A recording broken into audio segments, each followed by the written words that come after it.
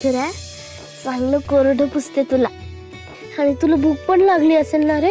लोणी बघ ना रे, आता आपल्याकडे लोणी पण नाहीये.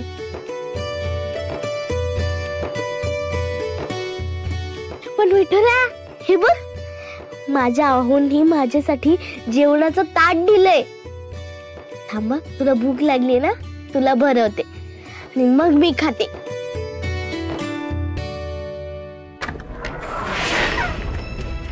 कोणीतरी आलंय वाटतं.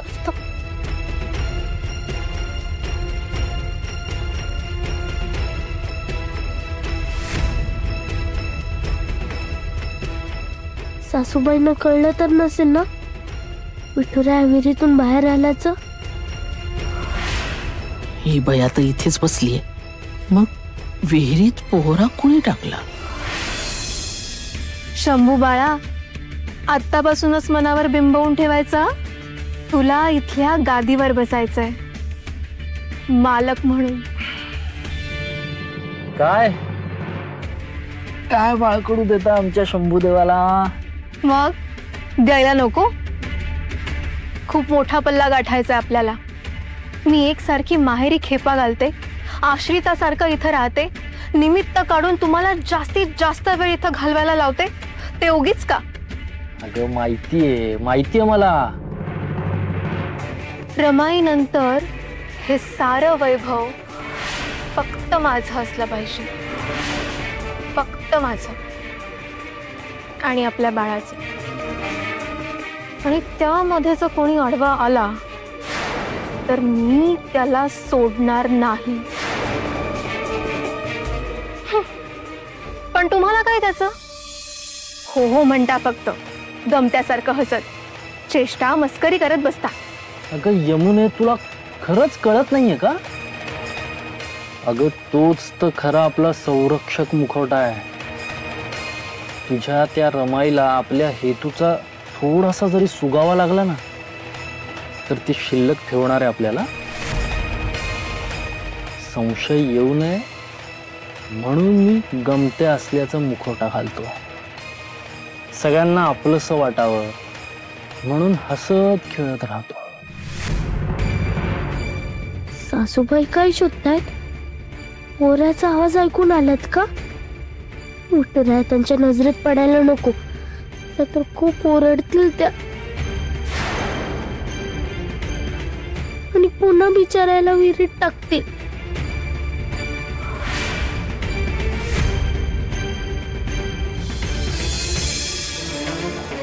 जेवणाचं ताट? मला सांगितलं नाहीस हे ताट कुणी आणून दिलं ते?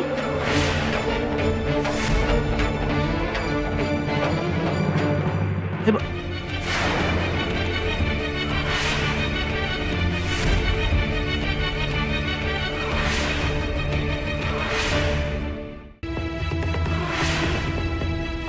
अरे देवा, खिडकी चुकून उघडीच राहिली. आता त्यांना कळणार आणि त्यांनी विचारलं तर? खिडकी उघडी कशी? म्हणजे सखू खिडकी उघडून बाहेर गेली होती की काय?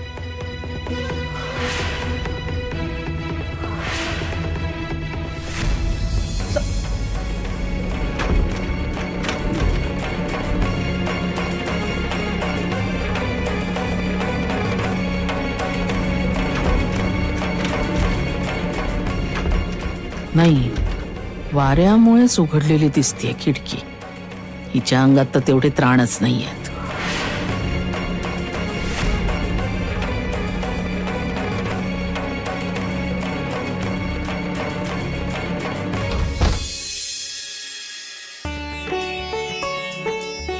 विठुरा, गेले आहे सासूबाई. सुटलो आपण. बरं झालं की तू त्यांच्या नजरी नाही पडलास. विठुरा, भूक लागली असेल ना तुला? घे, जेवून घे. आधी तू जेवून घे, मग मी जेवेन. बघ, माझ्या आहोंना आपली काळजी आहे. त्यांनीच हे ताट पाठवलंय आपल्यासाठी. घे, खा खा. अहो, आपल्या दोघांचंही लक्ष एकच असायला हवं. लक्ष आणि लक्ष्य दोन्ही अचूक आहेत. तू काळजीच करू नकोस. चला झोपावा आता. उद्यापासून बाई रोज लवकर उठावं लागणार आहे. का? म्हणजे तू का उठणार आहेस? माहेर वाशिणस तू, आणि नवीन सून आली आहे ना, ती राबेल की. पण तिला राबवण्याची जबाबदारी माझ्यावर आहे ना.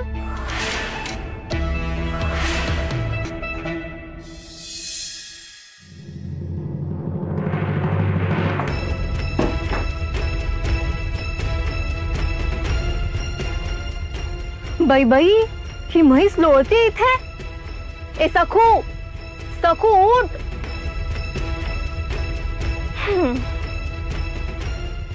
अशी नाही उठायची ही.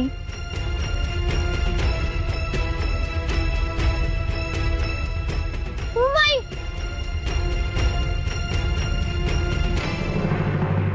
उमाई माहेरी. इथे रमाई. इथे रमाईचा, तुझ्या सासूचा हुकूम चालतो. आणि काय ग, नवीन नवरी आहेस ना, सगळ्यांच्या आधी उठायला हवास तू. उजेड पडला तरी असं लोळत बसायला माहेरी नाहीयेस आता. उठ, चल चल पटापट. नवीन सून आले घरात तरी मीच घरात राबते. सगळे आपले पोट फुटेस्तवर खातात, पण मागून मलाच नावं ठेवतायत. अगं मला खूप भूक लागली. आज न्याहारीला काय केलंय? अरे विनू, तिन्ही त्रिकाळ तुझ्या पोटात अगदी आगच पेटलेली असते. आता लागते सारखी भूक, तर काय करू मी? काय करू? अरे मोकाट जनावरासारखं जे फिरतोयस ना, ते फिरणं बंद कर आधी. एरंडासारखं वाढतोयस, जरा कामात लक्ष घालशील की नाही, की आपल्या बापासारखा रिकाम टेकडा फिरत राहणार आहेस? आई अगं, बाबांना सारखी बोलू नकोस ना. बोलणार बोलणार मी त्यांना. त्यांच्यामुळेच माझी ही अशी अवस्था झाली. अरे जर का हे धड असते ना, तर हक्कानं पेढीवर बसले असते. तुझा बाप तो तसा, तू हा असा.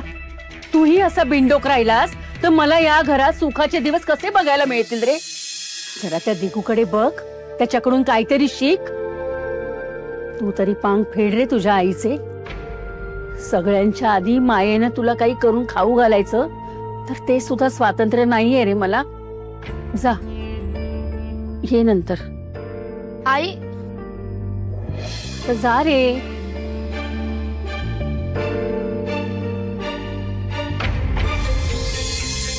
असा बिनू मोठा झाला ना, पण मी बघतेच या कडक लक्ष्मीला. मग बघ माझे कसे चांगले दिवस येतात ते. मग मी अशा अंगभर दागिने घालेन आणि मिरवेन, आणि तुला लंकेशची पार्वती करून शेण सारवायला लावेन घरात.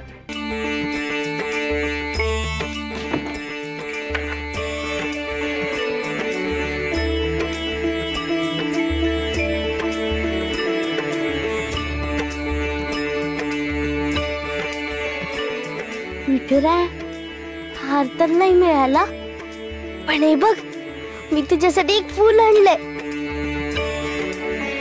रागवू नकोस विठुराय. विठुराय, हा वाडा की नाही खूप मोठा आहे, पण झाडांना फुलच नाही येत रे. विठुराय, मी आंघोळ केलीये बरं का, पण यमुना वंश म्हणाला की गरम पाणी कशाला, नसते चोचले नकोत, म्हणून गार पाण्याने आंघोळ केली मी. सुरुवातीला वाटलं जरा, पण तुला पण विहिरीतल्या गार पाण्यात टाकलं होतं ना रे विठुराया. तू सोसलंस ना माझ्यासाठी, म्हणून मी पण सोसलं रे. आणि हा विठुराया, सासूबाईंचा राग जवळ जात नाही तवर ते ठेवतील तसं राहायचं, आणि जे देतील ते खायचं. आपल्या घरच्या सारखं आता इथे लोणी नाहीये, हा समजून घे जरा. बरं, आलेच आता मी. बाहेर खूप कामं पडली असतील, नाहीतर इथे कोणीतरी येईल आणि आपल्याला ओरडे. आलेच आम्ही.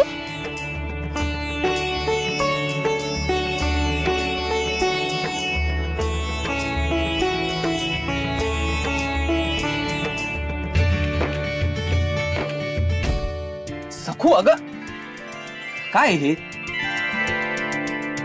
अहो ऐका ना. काय? ते आभार मानायचे होते तुमचे. आभार माझे? ते आणि कशासाठी? कशासाठी म्हणजे तुम्हीच नाही का रात्री माझ्यासाठी जेवण पाठवलं. तुम्ही माझ्यावर रागवला होतात तरी माझा विचार केलात. तुमचं ताट मला पाठवलं आणि त्यात मला पोटभर जेवण होतं. म्हणून तुमचा आभार नको का मानू मी? मी तुला जेवण पाठवलं कधी? म्हणजे तुम्हीच माझ्यासाठी ताटात जेवण ठेवलं होतं ना. हो पण सकू तुला ते ताट कोणी आणून दिलं? आणि हे ताट मी आणून दिलंय हे रमायला कळायला नको. माझी शपथ आहे तुम्हाला. ज्याने आणून दिलंय ना त्याने मला शपथ घातली की कोणाला सांगायचं नाही म्हणून. मग मी तुम्हाला कसं सांगू? ठीक आहे नको सांगूस नका.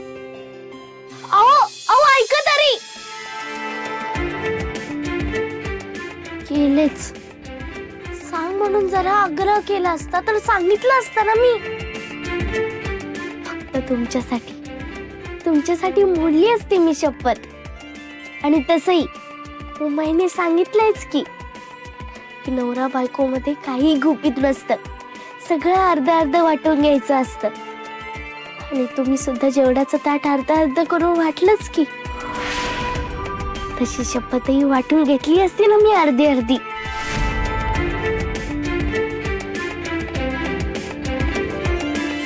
काय ग खुळ्यासारखी एकट्यानेच काय बडबडतेस? खरंच बाई खुळेपणाचा कहरच आहेस तू. स्वतःशीच बोलतेस. स्वतःशी नाही काय आव्हानशी बोलत होते. पण जाऊ दे नको सांगायला. अगं आता बोलशील का काही? चल ये. मला माहितीये मला आवडतं म्हणून माझ्या आईने न्याहारीला थालीपीठ आणि लोणी केलंय. अरे थालीपीठ कोणाला आवडत नाही पण ते थालीपीठ आहे ना गरमागरम खायचं असतं मग मजा येते. छान तांबूस रंगाचं थालीपीठ म्हणजे न मागता मिळणार एक दान आहे. तुम्ही टाका डाव. काय म्हणजे थालीपीठ खायला सुरुवात करा.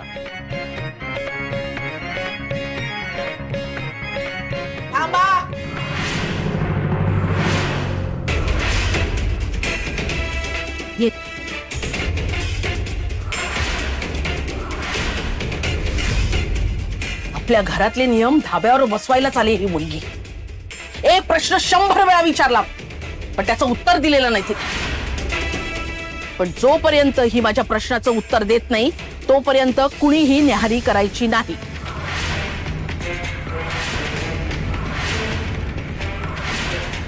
परत विचारतेय मी तुला. काल रात्री तुझ्या खोलीत जेवणाचं ताट कुणी आणून दिलं?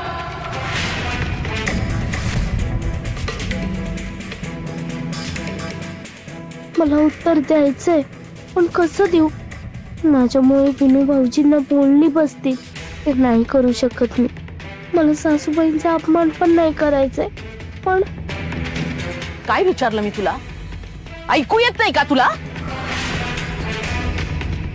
माझ्या सांगण्याला विरोध करून सखू कुणाला तुझा इतका पुळका आला?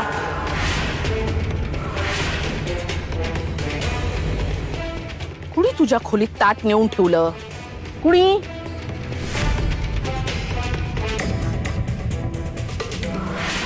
आणि हे ताट मी आणून दिलंय हे रमायला कळायला नको.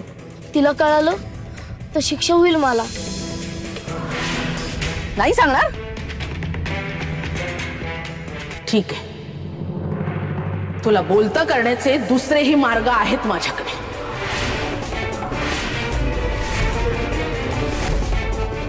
जाऊबाई ते उलातनं तापात ठेवा.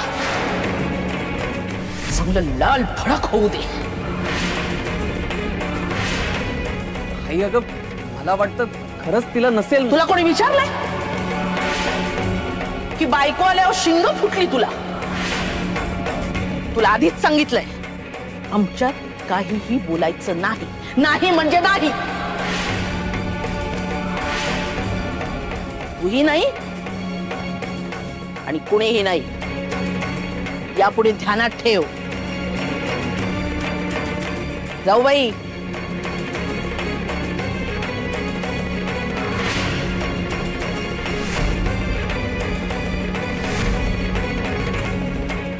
नाही सांगायचं ना तुला. थांब, तुझा हट्ट आणि तुझी मनमानी पूर्ती उतरवते मी. शेवटचं विचारते मी तुला. मला सांग, तुझ्या खोलीत जेवणाचं ताट कुणी आणलं?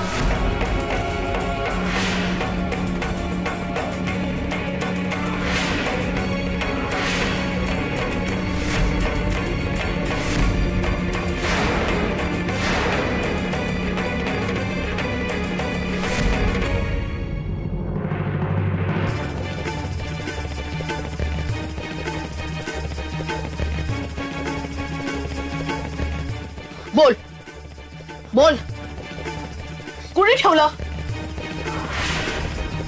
काल तुझ्या खोलीत जेवणाचं ताट कुणी ठेवलं?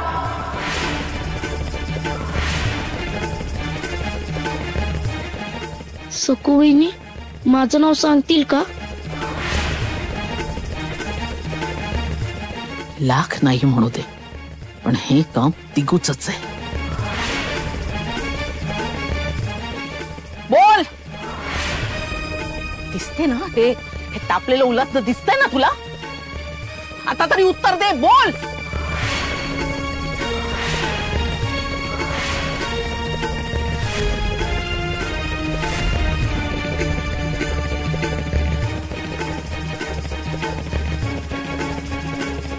सखू, तुझ्या निगरगट्टपणाची खरंच कमाल वाटते ग मला. तू गेंड्याच्या कातडीची बनली आहेस का तू? तर बोलणार आहेस की नाही? कसं बोलू मी? नाही, मी विनू भाऊजींना शिक्षा होऊ देणार नाही. मी शिक्षा भोगेन. ठीक आहे, नाही बोलायचं ना, मग तुला डागच देते. मला माहितीये.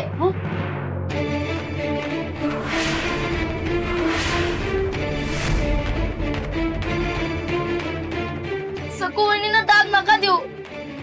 त्यांची काहीच चूक नाहीये. त्यांना जेवण सुद्धा मीच दिलं होतं.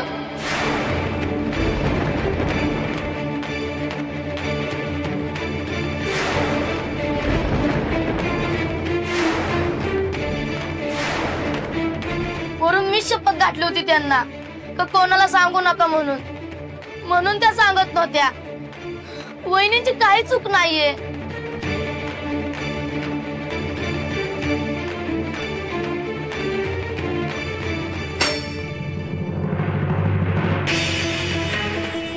वा विनू, मोठा झालास तू. मोठा पराक्रम केलास. शाबास. सखूच्या भुकेची इतकी काळजी तुला. मग आज तू उपाशी राहायचं.